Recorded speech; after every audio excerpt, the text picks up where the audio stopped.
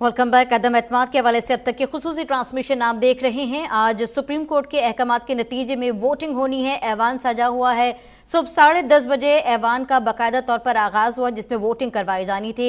एक वक्फा लिया गया था 12:30 बजे तक के लिए, लेकिन इस वक्त तकरीबन 1:22 हो गए हैं। लेकिन ऐवान की कार्रवाई इल्तवा का शिकार है। इस दौरान बहुत सारी चीजें हुई हैं। ओपोजिशन लीडर्स जो हैं वो मिल के गए और स्पीकर असद कैसर से उन्होंने मुलाकात भी की। उस मुलाकात के नतीजे में अब तक सूरत हाल वाज़े नहीं है, मुबहिम सूरत हाल दिखाई देती है।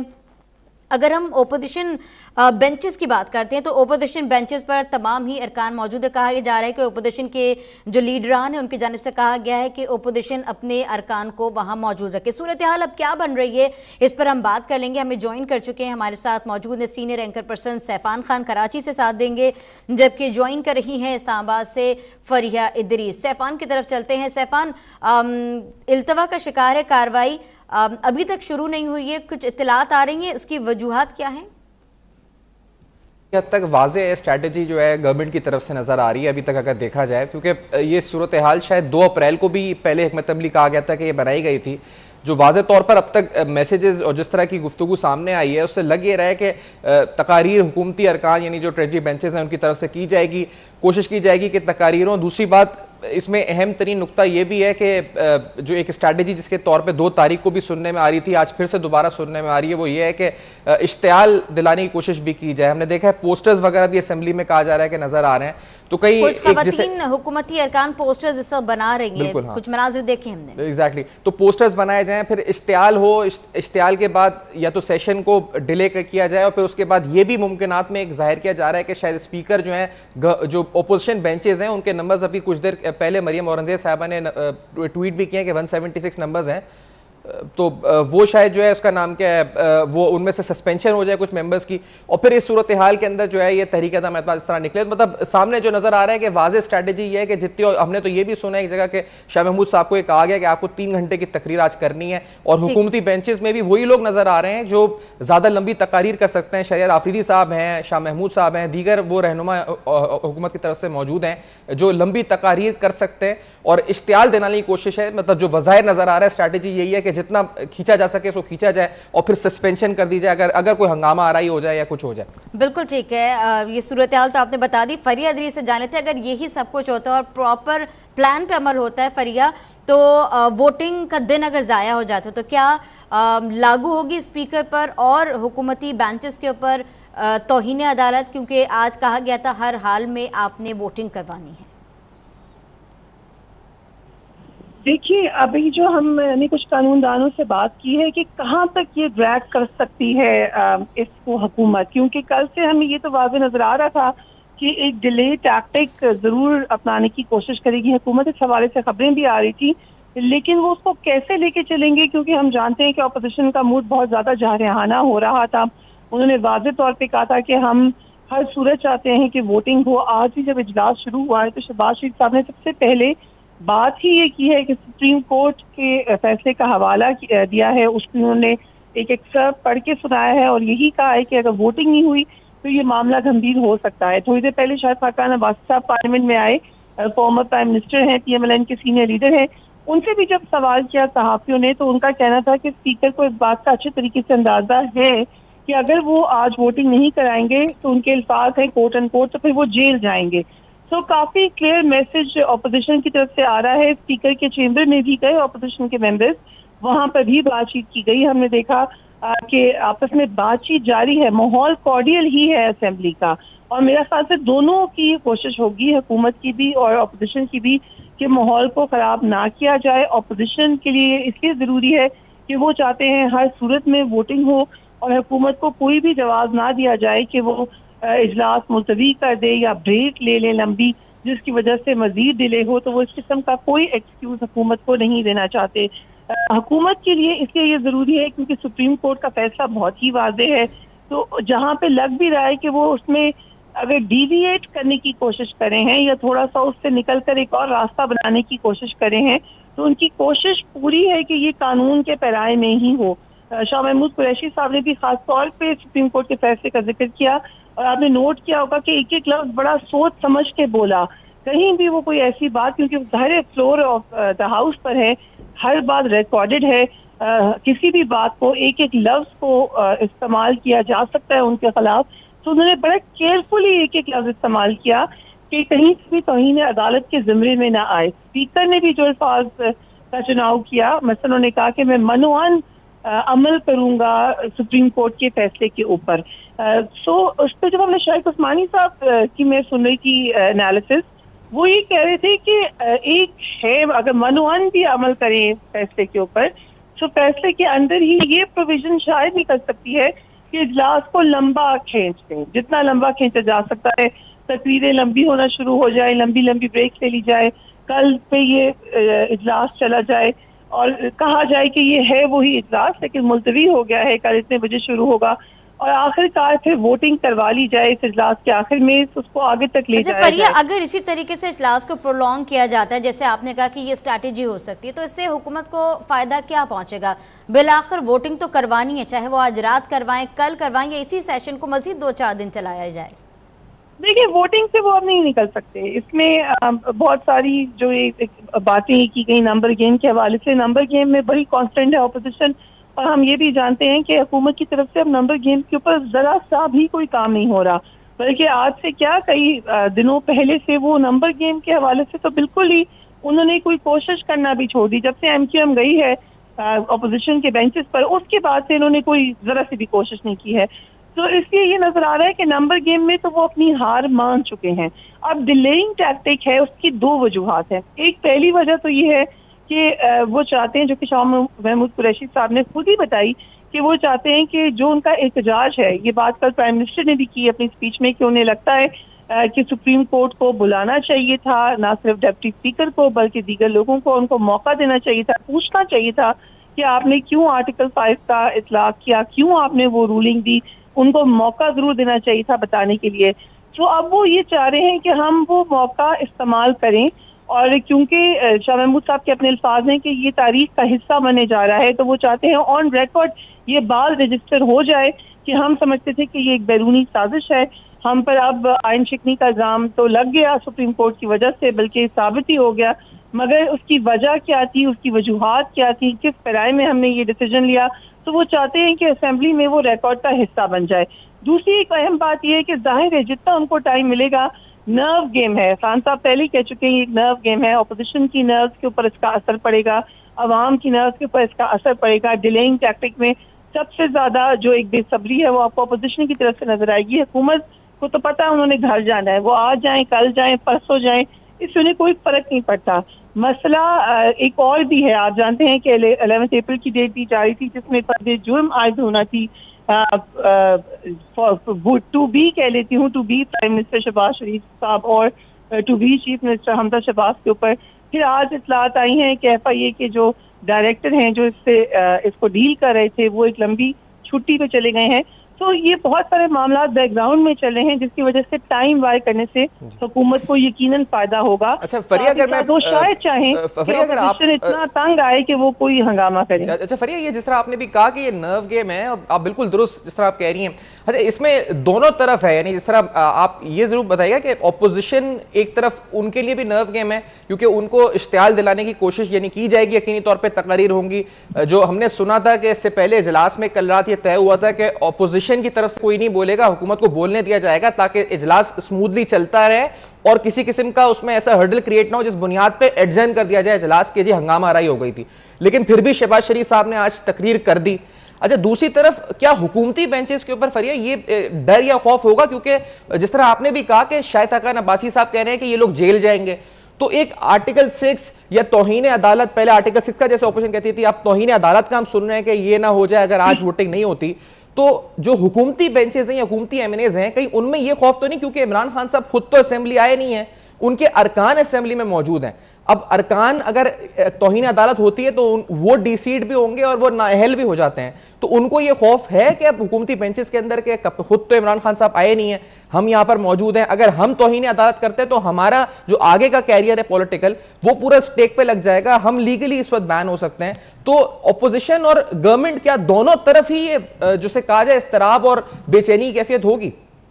देखिए बिल्कुल, आपने बिल्कुल सही इसका एनालिसिस किया है। एक इंतहाई कंफ्यूजिंग माहौल वहाँ पे मौजूद है, इसीलिए आप वहाँ पे पार्लियामेंट में जाएं भी तो महसूस होती है आपको टेंशन हवा के अंदर। लेकिन फिर हमने देखा कि बड़ी मुशावरत जारी है। फवाद चौधरी साहब की फुटेज भी आई कि वो ख्वाजा साहब रफीक के साथ बातचीत करे हैं, बाबर अवान साहब आए तो बड़े पुरतपाक तरीके से मिले।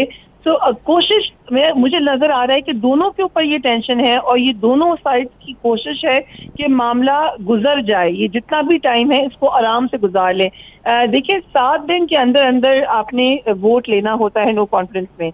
अगर 3 अप्रैल का दिन करें तो ये 7 दिन किस वक्त मुकम्मल होते हैं? क्या रात 12 बजे या उससे अगले दिन, क्या वो 8वां दिन शुरू हो जाएगा? आपने देखा शाह महमूद कुरैशी साहब की तकरीर में बड़ी खास तौर पर उन्होंने ये बात मेंशन की है कि आज का दिन 3 अप्रैल का ही समझा जाए। अदालती फैसले की रोशनी में तो बीच के टाइम जो है वो नल एंड वॉइड हो गया। तो शायद वो याद दहानी कराना चाहते कि अभी हम 7th डे के अंदर हैं।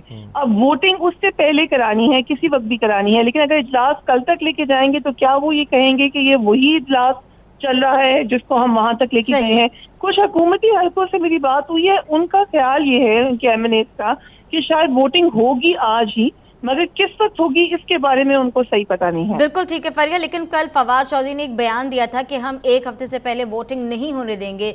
सो ये बयान और दीगर क्या ऑप्शंस ऐसे मौके पर ओपोजिशन इस्तेमाल कर सकती है, मैं आप लोगों से जानना चाहूंगी, लेकिन हमें एक कमर्शियल ब्रेक की तरफ जाना होगा।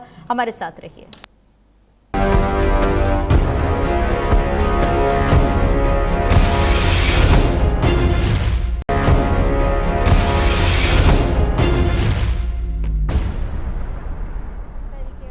के हवाले से अब तक की खुसूसी ट्रांसमिशन जारी है। आज इजलास होना था सुबह 10:30 बजे, जो कि बाकायदा तौर पर वक्त पर शुरू हुआ, लेकिन इजलास को मुलतवी किया गया 12:30 बजे तक के लिए। और इस वक्त इजलास इल्तवा का शिकार है। जो इत्तलात आ रही है उसके मुताबिक इजलास अब से 10-15 मिनट में शुरू हो सकता है। लेकिन कल आपको बताएं कि फवाद चौधरी की जानिब से ये कहा गया था कि हम वोटिंग 1 हफ्ते से पहले नहीं होने देंगे या करवाएंगे उससे पहले नहीं होगी, इस तरह का एक बयान उनका आया था। अब अगर ऐसा होता है तो क्या ये सब कुछ प्री प्लान है और ऐसे भी अपोजिशन के पास क्या हिकमत अमली हो सकती है? सैफान हमारे साथ मौजूद है। जी सैफान।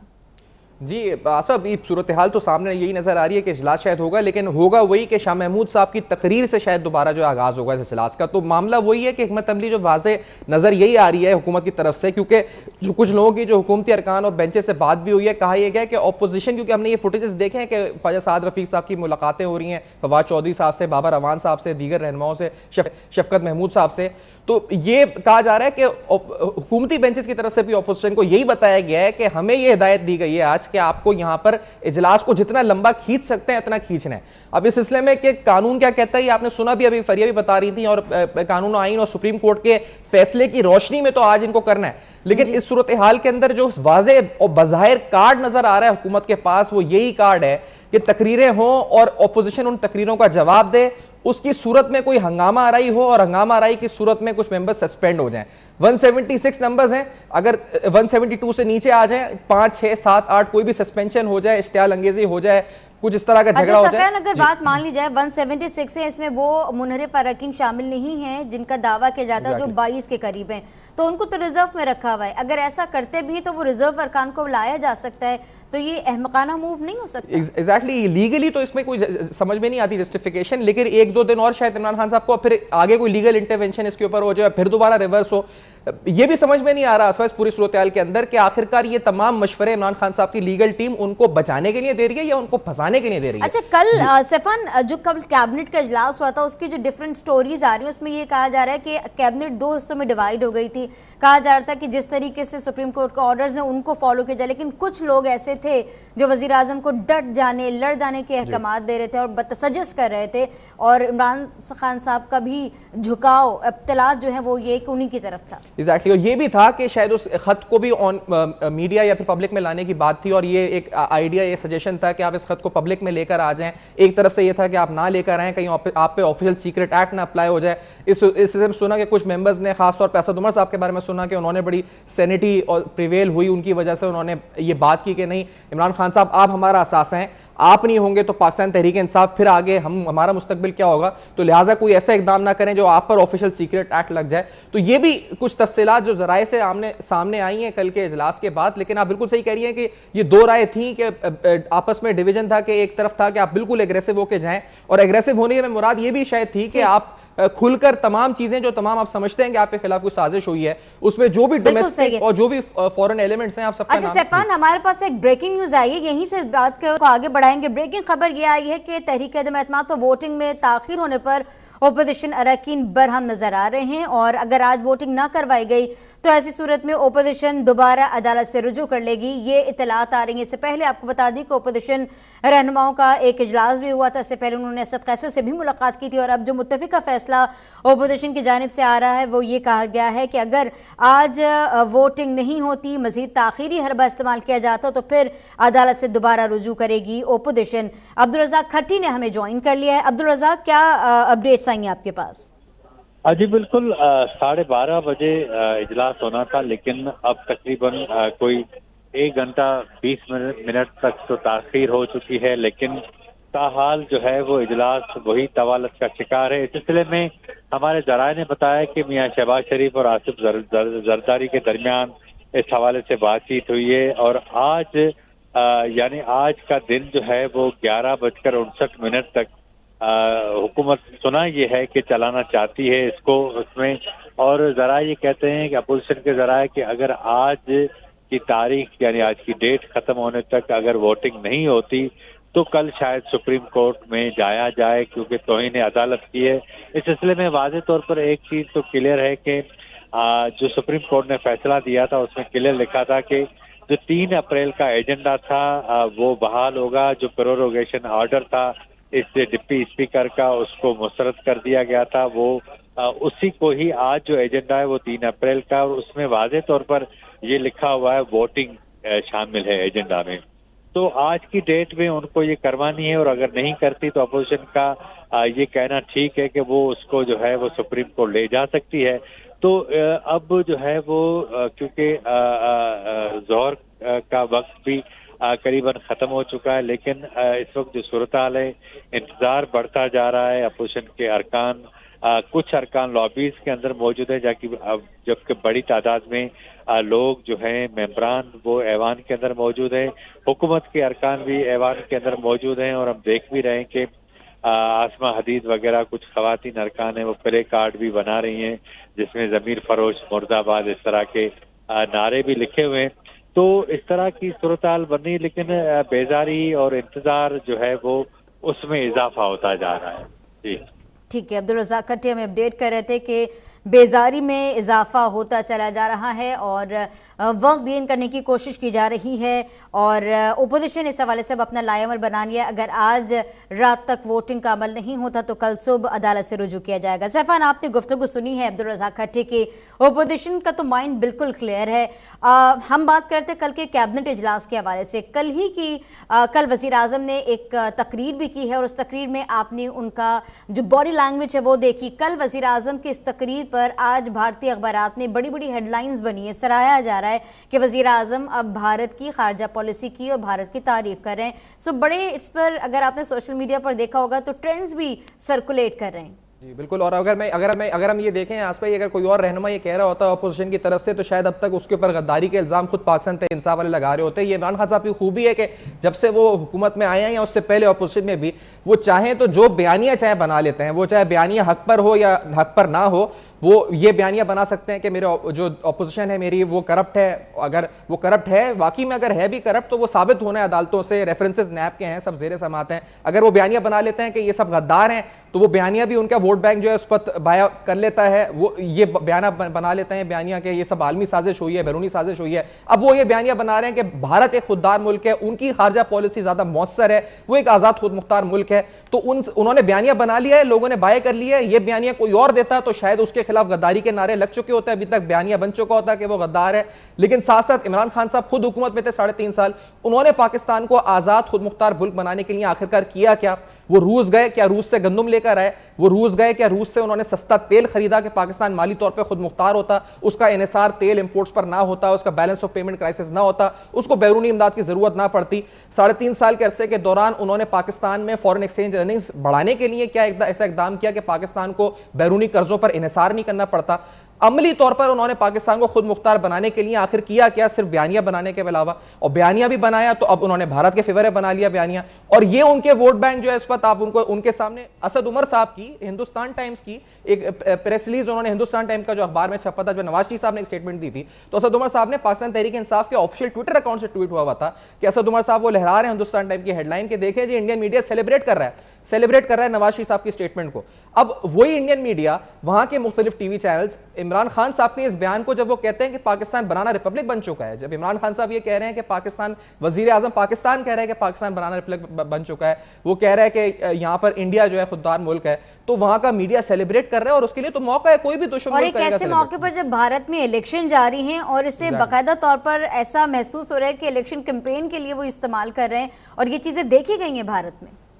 बिल्कुल, वो इस वक्त पॉलिटिकली इसका फायदा जितना उठा सकते हैं उठाएंगे। अब ये भी बात है, अभी जो आपकी बात हो रही थी हमारे नुमाइंदे से आसपा, क्योंकि जिस तरह हमने कहा कि ये इतला तो आ गई है, अभी ऑफिशियली भी इन्होंने कंफर्म कर दिया कि अपोजिशन कानूनी हिकमत अमली बना रही है इस सिलसिले में, तो ये भी खौफ होना चाहिए हुकूमती मेंबरान को, बिलखुसूस स्पीकर को, डिप्टी स्पीकर को, कि इस वक्त तौहीन अदालत खुदा ना खास्ता, क्योंकि ये तो मामला आपकी डिस्क्वालिफिकेशन तक जा सकता है अगर जो अरकान सुप्रीम कोर्ट के अहकाम पर अमल ना करें।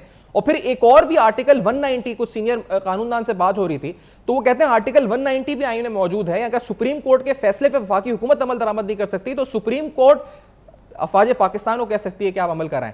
तो ये तमाम चीजें, तमाम जो इमरान खान साहब को लोग एडवाइस कर रहे हैं, वो शायद उसकी लीगल इंप्लीकेशंस को समझ रहे हैं या नहीं समझ रहे हैं कि तौहीन अदालत भी हो सकती है। अच्छा, इमरान खान खुद तो आए नहीं असेंबली के अंदर, तो जो अरकान वहां बैठे हैं ट्रेजरी बेंचेस पे, उन पर हो सकती है, स्पीकर पर हो सकती है, कम से कम इसीलिए शायद ऑपोजिशन, और अभी चैम्बर में जाकर स्पीकर साहब को शायद ऑपोजिशन लीडर्स की तरफ से समझाया भी गया कि आप जो कर रहे हैं ये खिलाफ कानून है, खिलाफ आइन है, सुप्रीम कोर्ट के फैसलों की खिलाफ वर्जी है, अगर आप ये करते हैं तो ये तौहीन अदालत आप पर लग सकती है, लेकिन शायद इसका भी कोई फायदा नहीं हो, क्योंकि उनको अहकामात ये मिले कि आपको आखिरी बॉल तक तौहीन अदालत के हवाले से तो बड़े क्लियरली अहकामात थे 3 अप्रैल को जब सुप्रीम कोर्ट में रुजू किया गया था, लेकिन उससे पहले सुप्रीम कोर्ट ने उसको नोटिस ले लिया था कि अब कोई भी अहकामात सुप्रीम कोर्ट की कंसल्टेशन के बगैर नहीं होंगे। लेकिन उसी रात को सदर आरिफ अलवी ने अपने इस्तेहकाक को इस्तेमाल करते वजीर आजम को 15 दिन के लिए एक्सटेंशन दी, फिर निगरां वजीर आजम के हवाले से डिसाइड किया गया, और इसमें कहीं पे भी अदालत से कंसल्टेशन नहीं की गई थी। तो एक के बाद दूसरा, दूसरे के बाद अब ये वोटिंग का मामला, इस तरीके से तो 3 अहकामात हो गए जिसे रोन दिया गया है।